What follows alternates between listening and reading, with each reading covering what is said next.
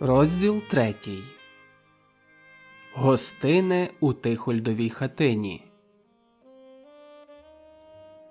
Ранок для Поліни, як завжди, почався з чашки чаю. Мати з батьком вже пішли на роботу. По коридору діловито крокував Бурчик. Тарасик гадав якусь думу, зміряючи все довкола спокійним, розумним поглядом.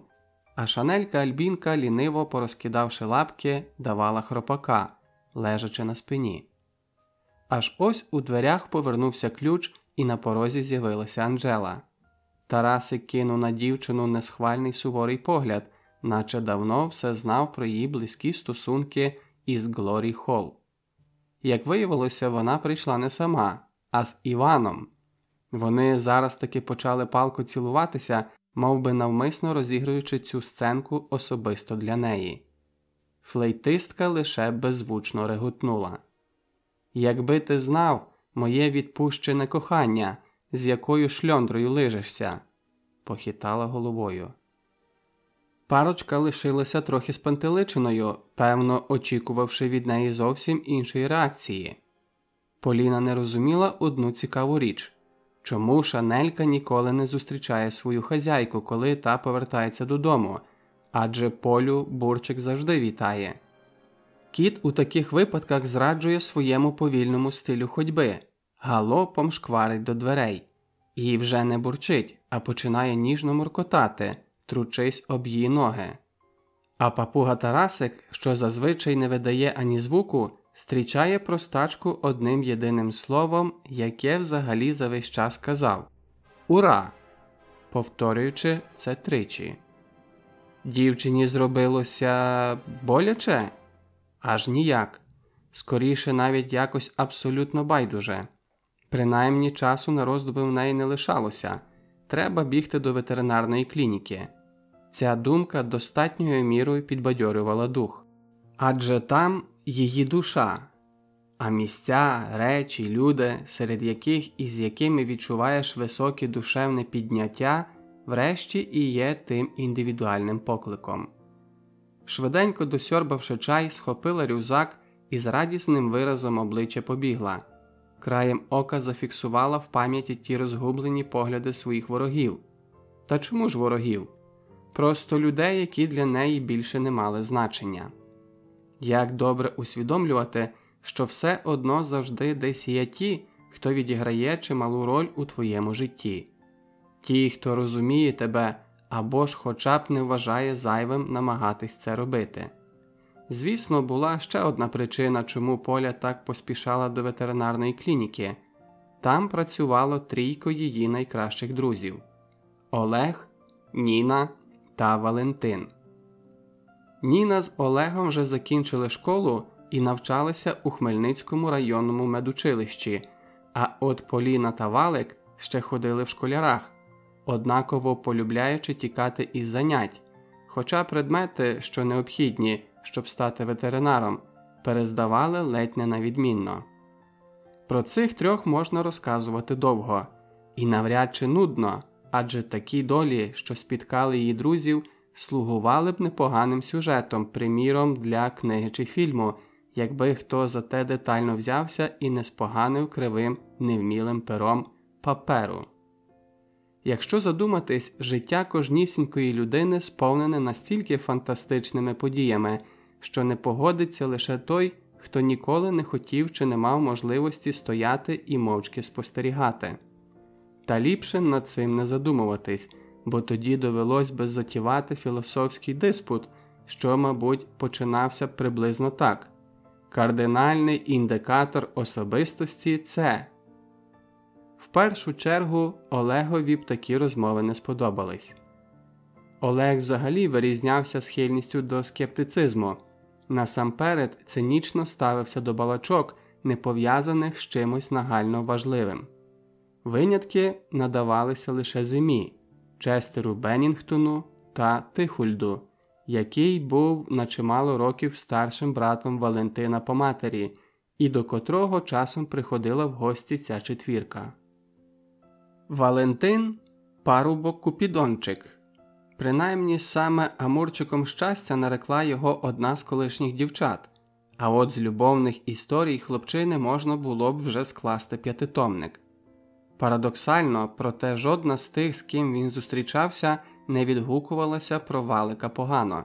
Дівчата разюче змінювалися після спілкування з Валентином, робилися спокійнішими, їх очі наповнювалися блиском наснаги до життя, навіть якщо вони от-от розійшлися.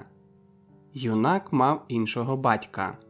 Мати якось абсолютно серйозно повідомила, що його татко – сам святий Валентин, а хлопчик прийшов на цей світ, щоб навчити людей любити.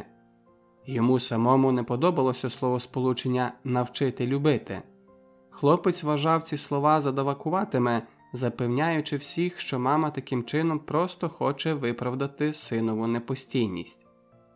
Олег кіпкував, мовляв, таких вчителів кохання на кожному кроці.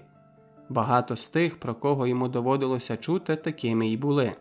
Тільки не Олегів батько, який загинув, боронячи честь та гідність України кілька років тому.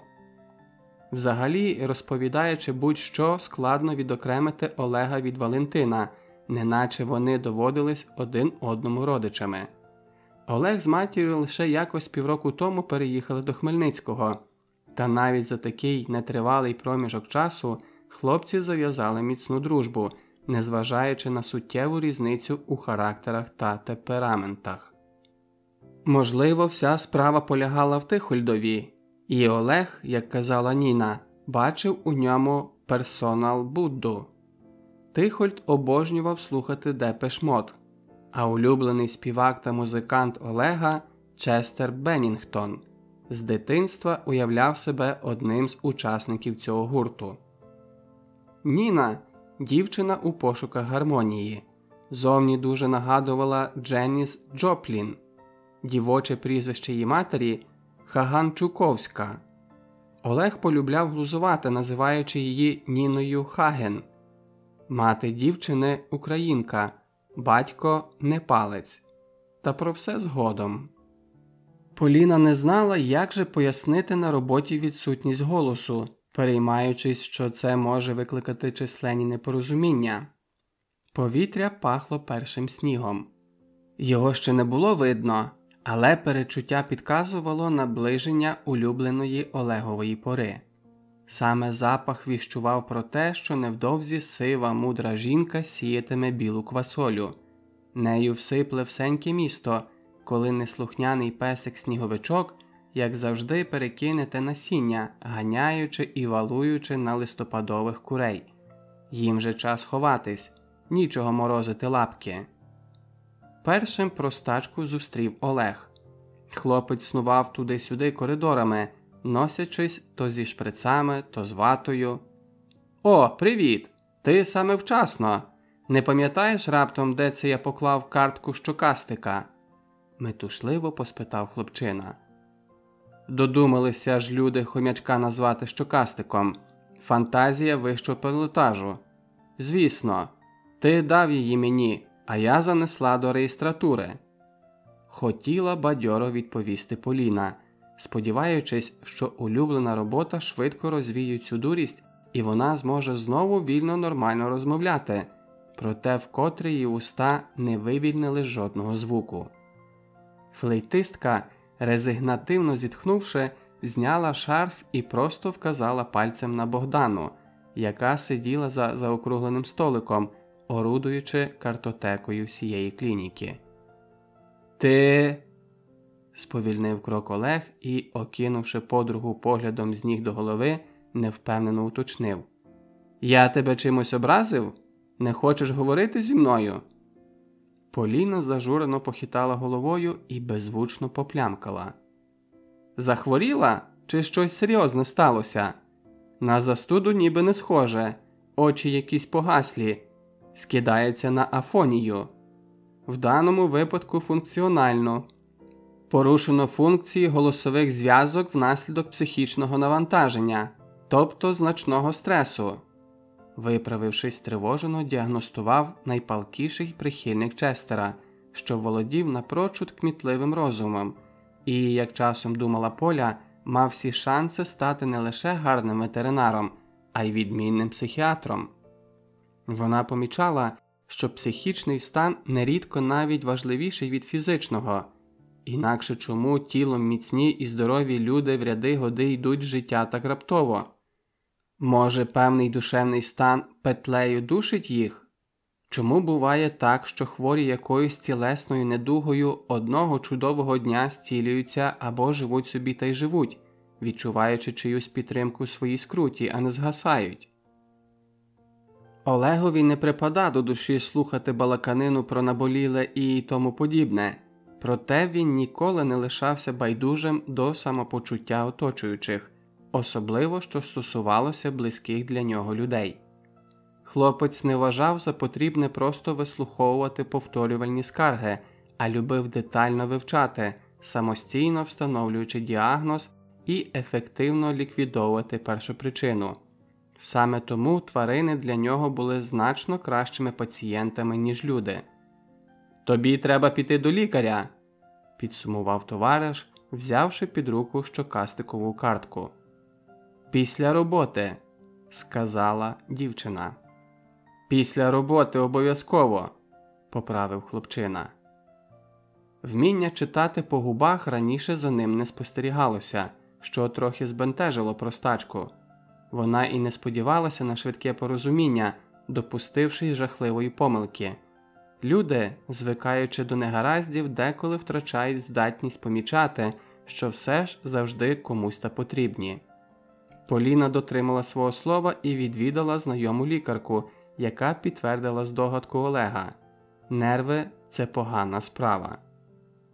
Ви часом не помічали таку дивовижну річ, як колосальний вплив музики на душу людини? Тебе може знищувати зсередини безліч емоцій, від відчаю до пихи, і ти можеш зриватись на інших, коли дозволяєш цим почуттям спустошувати тебе, позбавляючи людяності, чи заштовхуєш їх якнайглибше, доводячи себе до цілковитої деструкції. Тарахкотів Валентин.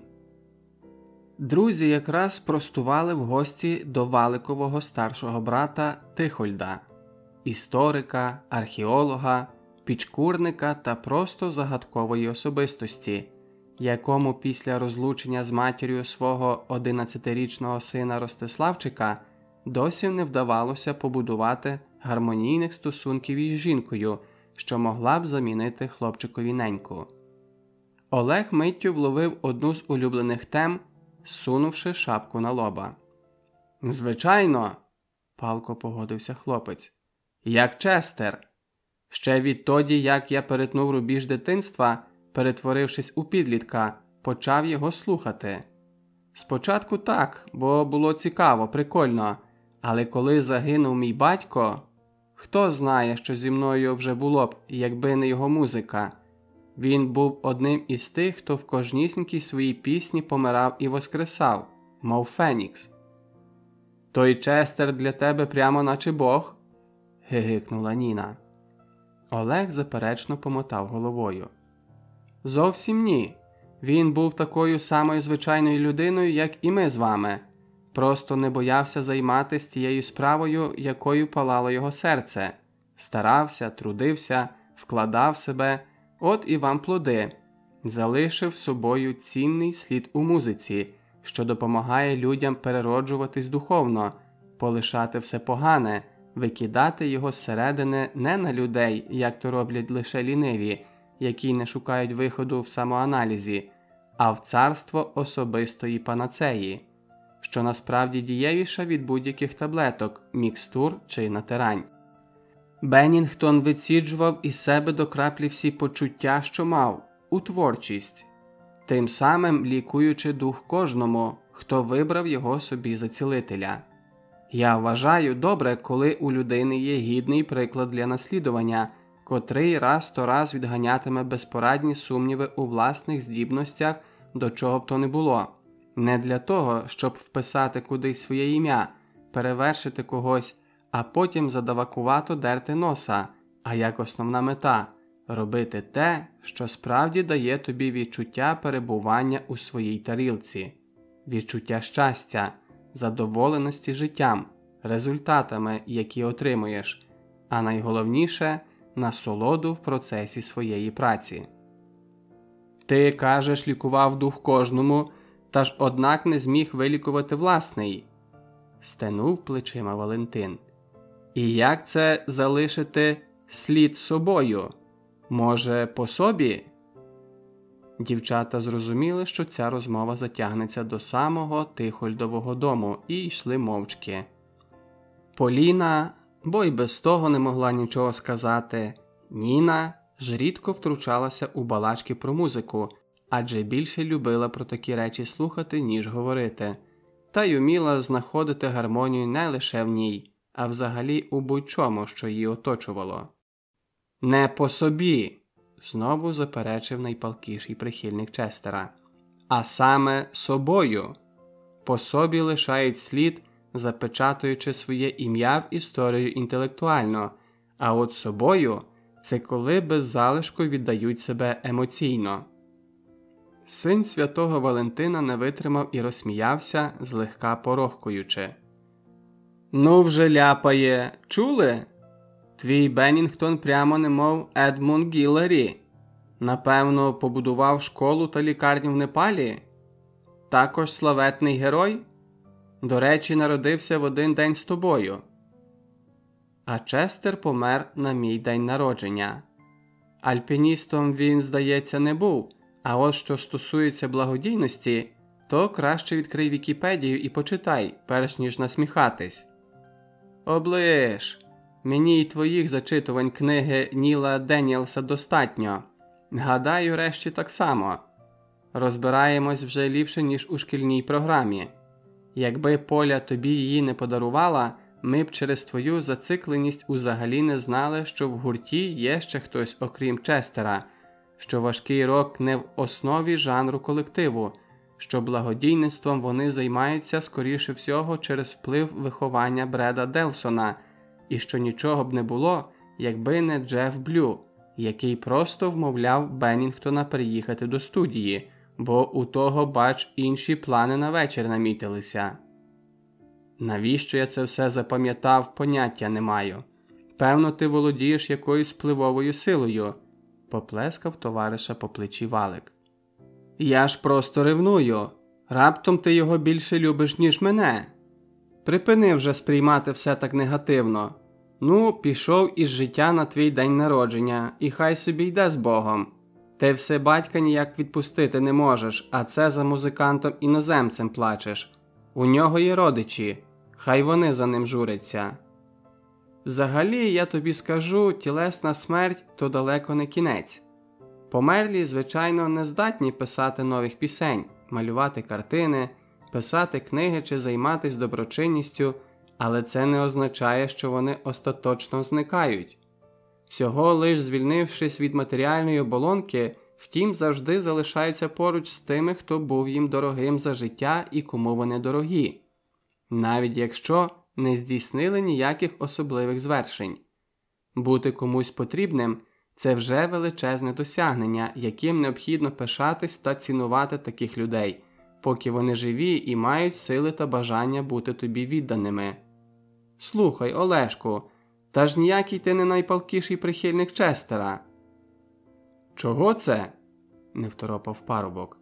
Ну, найвідданіші шанувальники ж усьому повторюють за своїми гуру, а ти ще на цьому світі, хе-хе. В чому справа? Не можеш підібрати підходящої мотузки? Мабуть, лише чорний гумор можна було певною мірою віднести до мінусів Валентинового характеру, але й збиткувався він лише над тими, кого по-справжньому обожнював. Ніна раз по раз неоднозначно зазначала, що тільки коли поряд цей амурчик щастя, Олег робиться таким само, і їй нерідко від того ледь не вривається терпець, проте водночас уточнювала, що якби він не був знайомим з Валиком, чи ж цей син святого Валентина не мав такої звички, хлопчина і зовні, і в душі виглядав би набагато похмурішим. А так, коли всі, хто має те знати, проінформовані про жартівливий характер знущань, лишається усвідомлювати, що це виключно любляче. Валентин мов би намагався повертати товариша до реальності і задля збереження балансу між добрими і поганими емоціями навмисно його провокував. Врешті важливо не що лунає в нашу адресу, а як ми до того ставимось. Те саме, що уявити, що ми б кожного разу сіпались, живучи в одній хаті з цілковитим дурнем, котрий мелився підряд, аби лиш когось довести до білої гарячки. Але чи варті такі люди взагалі якоїсь реакції на їхні жалюгідні спроби самовиразитись? Однак не можна над такими сміятись у відповідь, адже, можливо, вони просто бояться здійснити свою мрію стати відомим гумористом і таким чином намагаються якось привернути до себе увагу. З Валентином же все було просто. Навіть обзиваючи товариша Бовдуром, він тепло посміхався. Тож підозр щодо якоїсь особистої неприязні чи ж синдрому невизнаного дотепника не виникало. «Йди ти до біса, жертва невдалого аборту!» – гавкнув йому Олег у відповідь. «Не хочу я до біса!» – надув губи Валик. «Він злий, не бажає й чути про кохання. А з такими я не знайду спільної мови. Скажу тобі по секрету». На всю вулицю прогорланив Амурчик щастя. «Пісні Честера, коли він ще був у Grey Days, тобто твоєму першому гурті, мені більше до душі, ніж Лінкін Парк». «А начебто ти його слухав», – не стрималася Ніна. «Ти ж не рокер. Навпаки, часто з твоїх навушників лється ніщо інше, як якийсь маловідомий відбірний реп». Син святого Валентина рясно почервонів. «Ну так, але ж я люблю мого Олешку, і заради нього нещодавно пройшовся по всій творчості його персонал Будди, як ти кажеш. Затямте нарешті, вся музика хороша, в якій є щире кохання до людей, до тварин, до всього». Олег помітно перестав сердитись, замислено вдивляючись у сніжинки, що грайливо кружляли у повітрі. Перший сніг дотримав свого слова і не провів за носа хмельничан. Взимку парубок завжди здавався трішки закоханим. «Grey Days – то, звісно, неймовірні часи», – погодився хлопець. «Чес, мов звір, волав на повні груди, якимись чарами просякнуті пісні того періоду. Та я вважаю, саме у Лінкін Парк йому вдалося максимально наблизитись до своєї мрії про Депеш Мод, а на одному з музичних сайтів навіть випередити за рейтингом. Досить вже! Змотуйте канати гранджу та нової хвилі і зав'язуйте з цим суїцидальним альпінізмом по вершинах андеграунду кінця 90-х. Штурхонуло обох Ніна і тицнула пальцем уперед. «Он твій діпішмот, Олешку, махає нам через вікно. Вже, бачу, і чайник поставив». «Ваш чай, Ніно Євівно», ставлячи на стіл піднос із гарячими напоями та простягаючи гості її чашку, мовив Ростик. П'ятикласник на перший погляд мав напрочуд разючу схожість із батьком. Густі чорні брови, що немов зарослі ліанами арки в часи лицарів, звисали над кмітливими сірими оченятами. Кострубатий ніс, котрий буває лише в тих, хто приречений стати вченим. Тоненькі стримані губи, подаровані йому природою скоріше для зачитування лекцій про корисні копалини, ніж для любощів. Син Тихольда Постапова хоч і міг похизуватися і таким само кремезним лобом, проте кожна дитина так само має бути чимось схожа на матір. В той час, як у татка були міцно притиснені до голови маленькі вушка, мов би йому все життя доводилось переховуватись у кущах, Ростислав радше скидався на мавпеня. Постапов старший – довжелезний сухофрукт з крючкуватими пальцями. молодший – широкоплечий низькорослий карапуз. Врешті, що стосовно внутрішніх ознак, як і його весела несерйозна мати, хлопчик періодично лінувався, опускаючись до трійок, але так жадав потрапити до Валентинового гурту, марячи професією перев'язувальника кролячих лапок, як жартував часом тато, що цілковитим двієчником йому стати так і не вдалося. Тихольд поважав синову мрію. Взагалі, мабуть, не існувало такої людини, до якої він би дозволив собі ставитись зі зневагою. Ніхто ніколи не чув від нього лайки, не бачив, щоб він когось бив чи з кимось сварився. Навіть тоді, коли, не витримавши пиятики колишньої дружини і до того ж піймавши за зрадою, власноруч мовчки поскладав її речі, виставив за поріг і люб'язно звернувся до її коханця з проханням: «Допоможіть вашій дамі, будь ласка, з багажем». Це був сильний чоловік, котрий, можливо, і сам би запив з відчаю, якби не було ніколи, адже синові тоді якраз мав виповнитися рік, а Ростикова бабуся, хоч і жила неподалік, проте тяжко працювала і могла сидіти з онуком тільки коли батька терміново викликали на лекції, які не можна було провести дистанційно. Винятки також складали експедиції. Переважно ж більшість часу вчений скнів над трактатами вдома. Нінина мати, що крім неї виховувала ще 3 хлопчаків, жаліла цього терплячого домодура, чудово знаючи, як багато роботи можна зробити, коли по хаті літає дрібний шибеник. А Ростик ще той зірвиголова. Валентин не раз казав, що якби у хлопця був якийсь хоч краплю інший батько, малого б вже стягували з дахів будинків і били по губах за цигарки. Тихольд якось просто спокійно мовив: «Якщо зв'яжешся з лихою компанією чи скрутиш собі в'язи, гепнувшись з недобудови і завдавши собі добре, якщо легкої шкоди, то ти однаково доб'єш мене цим. Нехай як виростеш, тобі не доведеться дізнатись, як воно – ростити дитину самому, намагаючись все встигнути, все змогти і не зірватись у якусь лиху безодню, аби втішити себе від пекельного болю. Вчись у Валентина, як треба любити світ, і бодай тобі ніколи не взнати зради у будь-якому її прояві. Дай Боже тобі ніколи не почуватися самотнім». Ті батькові слова міцно в'їлися Ростиславові у серце і мозок, тож бешкетував він зазвичай лише безпечно, щоб не засмучувати свого татка.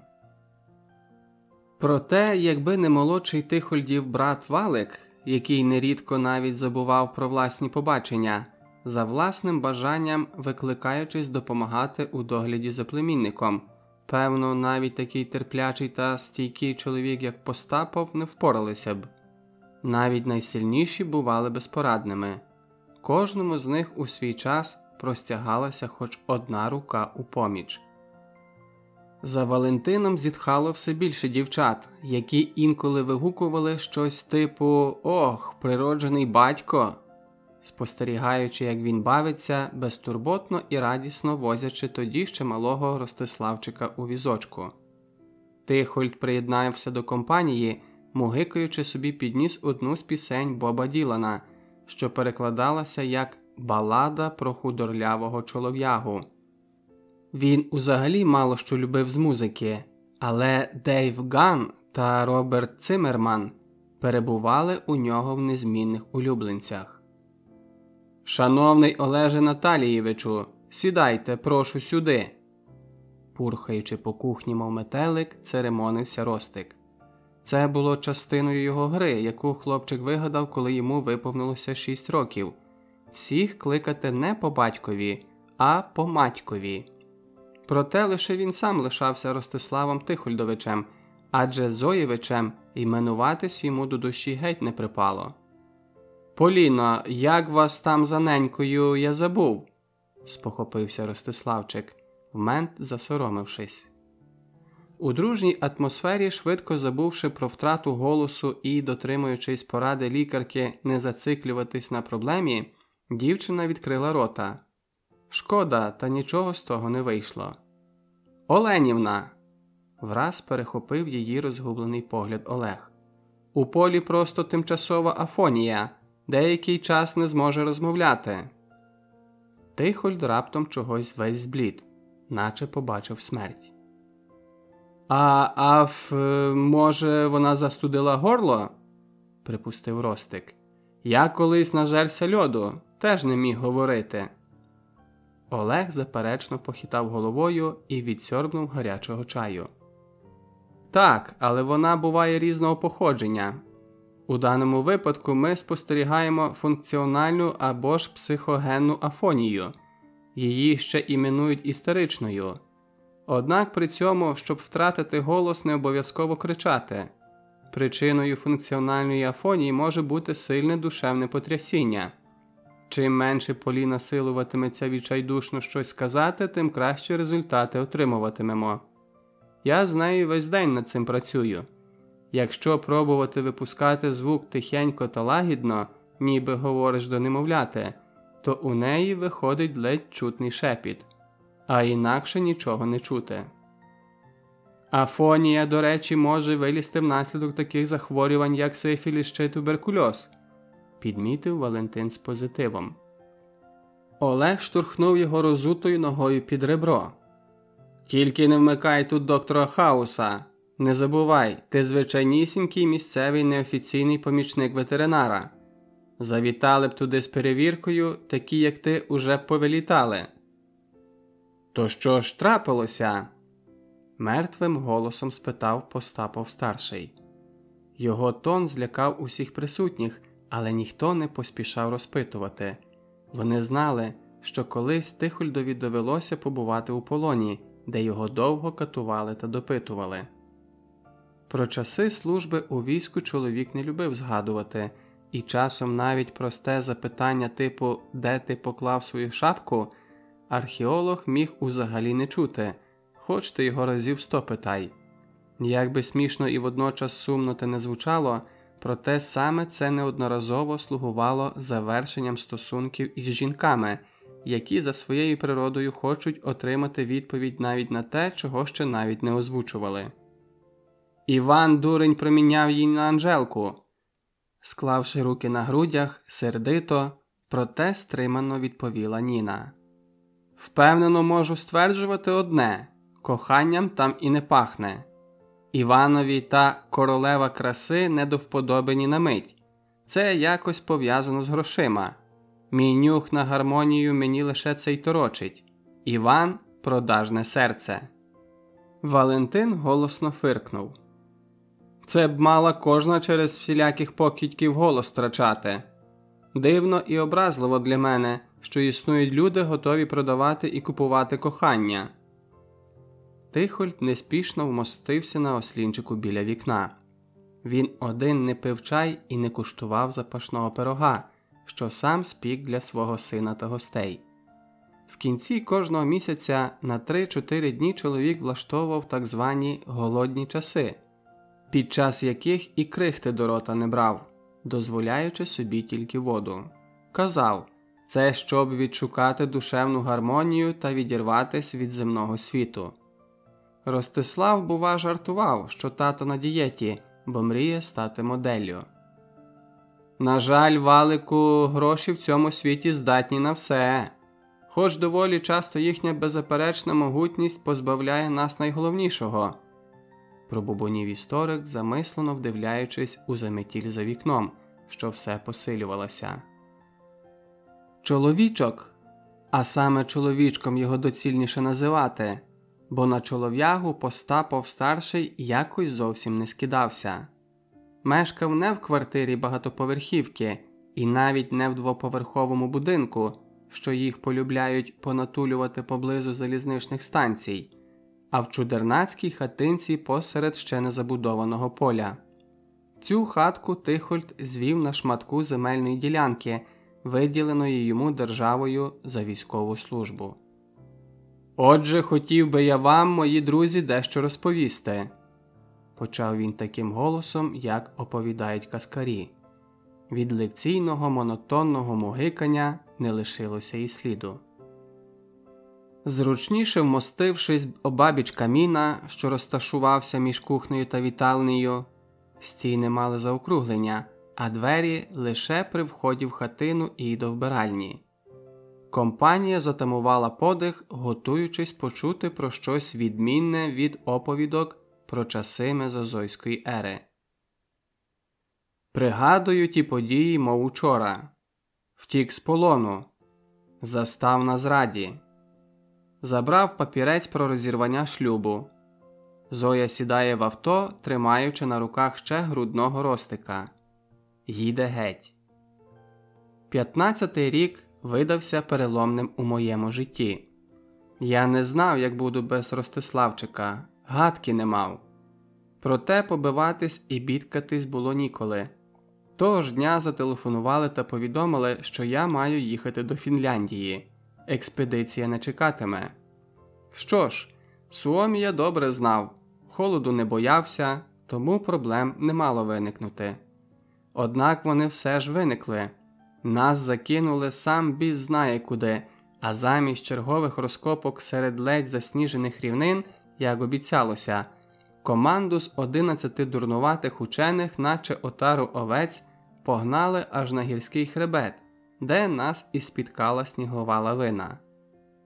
Обіцяли щедру грошову винагороду, якщо ми відшукаємо у відміченій на мапі печері мощі одного фінського святого, що, за легендою, колись проживав там відлюдником і молився, а потім детально вивчимо їх. Я не хочу називати вам його імені, то зайве. Все одно ніхто його не знайшов, ще й поклавши за цю невдячну примарну справу власні мощі. 5 душ відкопали. Вони вже не подавали ознак життя. Інших, крім мене, одного колеги та жінки, про яку я вам хочу розповісти надалі, визнано зниклими безвісти. О, то була дивовижна жінка-археолог. Її темні палаючі очі я досі не можу забути. Довга русява коса, гострий носик, витончені губи, котрі раз і назавжди тоді заборонив собі цілувати навіть у мріях. Так, я закохався. І досі не певен, чи бувало так до тієї експедиції після неї. Розумієте, у неї на пальці блищала обручка. Я не посмів би. Не знаю, як для кого, однак для мене шлюб – це священне. Ця жінка показала себе на диво витривалою. Трималася, наче ніндзя. Вміла розвести вогонь без сірників, коли вони у нас кінчилися. Знала, як відігріти і не втратити к чортовій матері відмерзлі кінцівки, як перев'язувати рани, ставити намет, куди йти, де шукати допомоги. Я не знаю її імені. Вона була німою. І коли ми врятувалися, зникла, не попрощавшись. Мені сказали лише, що ця відважна красуня родом з Луцька, а ім'я не встиг поспитати. Я б і не вирушив на її пошуки, хоч дуже хотів того. І не лише тому, що завітати до чужого міста з метою знайти жінку, імені котрої я не знаю та можу уточнювати виключно те, що вона археолог, то трохи схоже на дурість. Вона була заміжня, от що. Насправді, доволі нерідко я відтоді згадував про неї. Та, може, врешті це був лише образ коханої, з якою хотів би прожити все своє життя, ідеальної матері для Ростика. Безліч жінок після розлучення із Зоєю, вибачте за прямоту, голосно зітхало в моїх обіймах. Проте ні на мить я б не сказав, що мені бувало приємніше, ніж від дотику палаючих темних очей тієї, що не давала замерзнути серцю.